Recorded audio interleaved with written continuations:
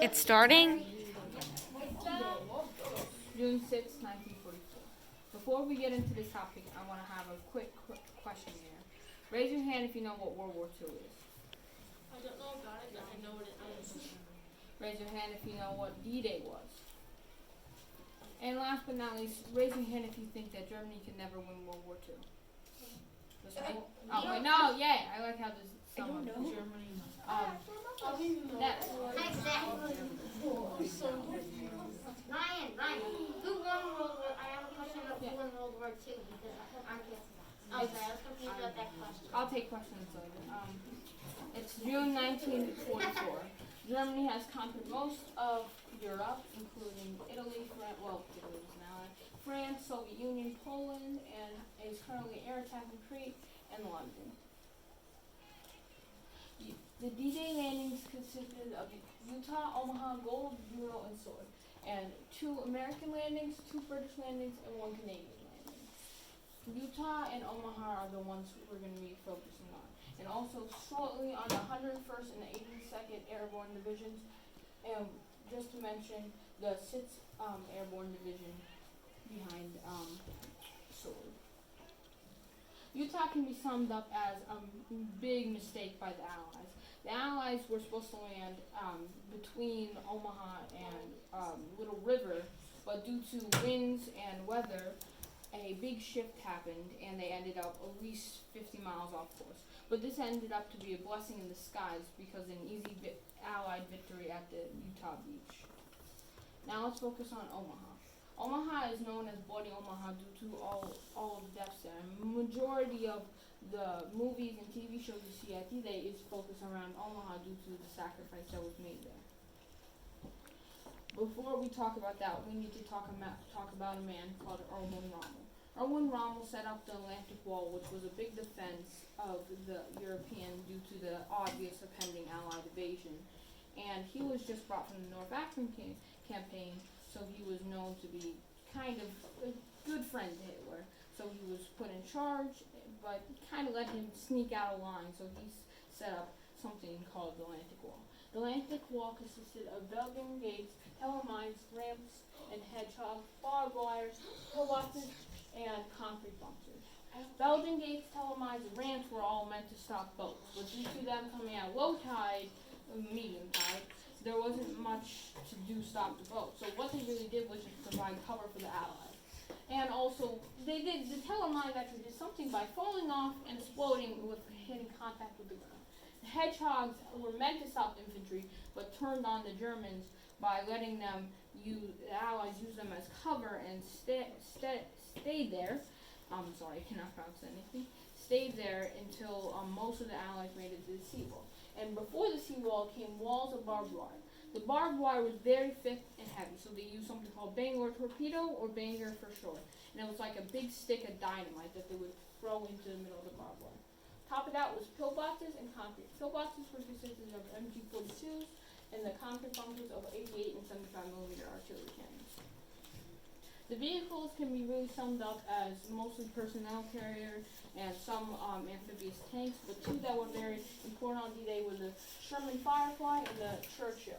Both British tanks that landed at Sword and Gold, but 2 British Fireflies were dropped in at Utah, which helped to gain a very majority over to with the 17-pounder guns devastated German armor, including the Tiger, Tiger II, and Panther with Panther IVs. The LCVP boats that were used by the Allies consisted of mostly just a landing craft. There's not much to describe, but I can tell you my grandfather was in this middle section right here, and they had like this big metal shovel or something stabbing him in the side of the leg.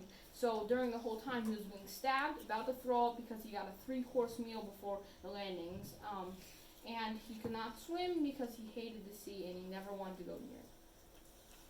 The weapons used were mostly semi-rifles and semi-automatic rifles and submachine guns. Some of the most known ones are the Tommy Gun MP40, M1 Grant right here, and the MG42. And they actually carried swords to D-Day, literal swords. Like, talk about bringing a knife to a gunfight. That does not make sense at all, but okay.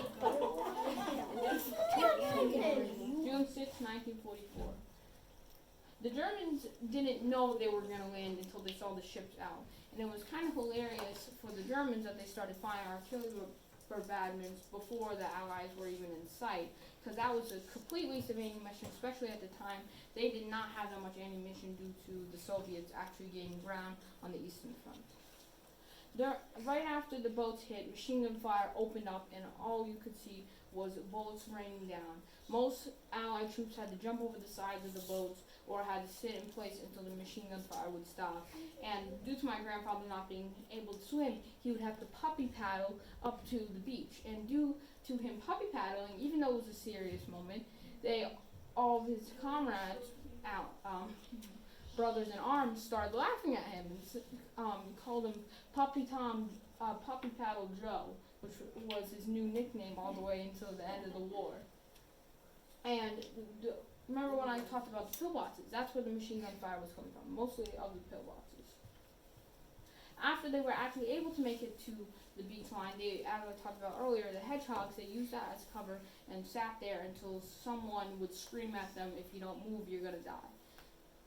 And then it turned out that at that moment, as most commanders decided to say that, the machine gunners were just reloading, so they had a big option to either run or have to wait for another turn. So there was this big frontal charge that it was just pure chaos. People were dropping to the floor.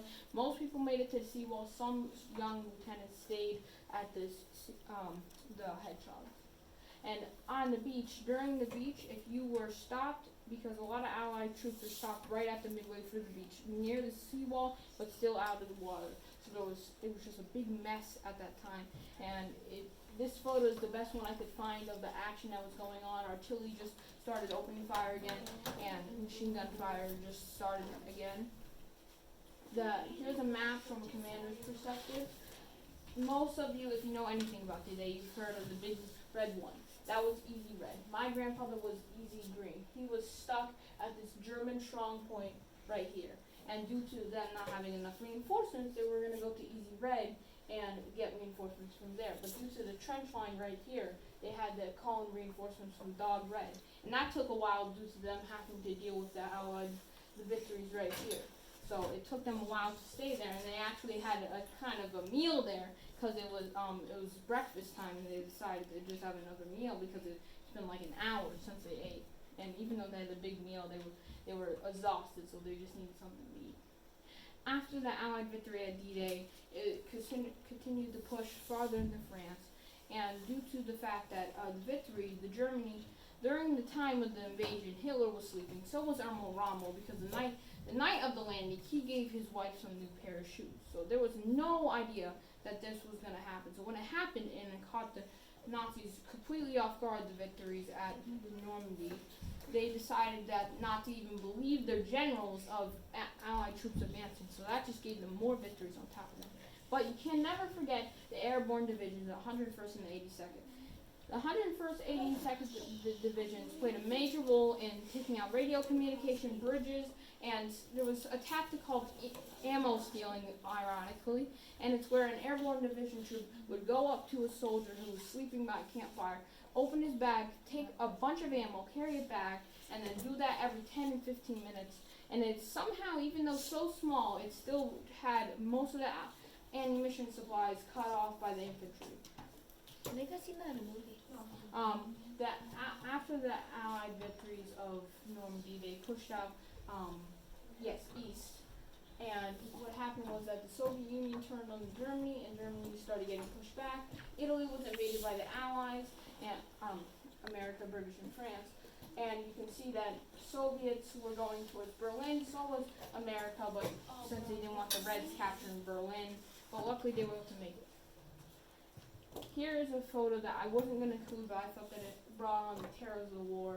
During the Battle of Berlin, there was a child soldier that had to shoot his friend because he surrendered to the Russians. And he didn't want to do it because it was his friend. So he jumped in a foxhole, and then he started crying. And then a German SS soldier jumped in there and started screaming at him that it was the only way to protect the fatherland. And since he was confused, he ended up pulling out a POA pistol and ended up putting 2 bullets in his friend's head, and it severely damaged him. and he went on. He died later due to survivor guilt, and it was very sad. He died in 1976 after learning that his friend actually survived the 2 bullets, but later died due to medical compensation. And with that came that Allied victory of World War II and the surrendering of the Nazis. But I would like to talk about all the sacrifices that were made on that day. With the Allied victory came over 1.4 million deaths for the Soviets and 5.6 million people died with the Soviets and the USA, Britain, and France. And with all those deaths, happened to have a lot of grandpas that we know still came back to the war home and talked about all their brothers that died and how they need to be remembered and hold in so their sacrifice would be given. And that is why I'm here today, to tell you guys why my grandpa and many other people that are probably in your family sacrificed their lives on that day just to get us freedom and justice to this day.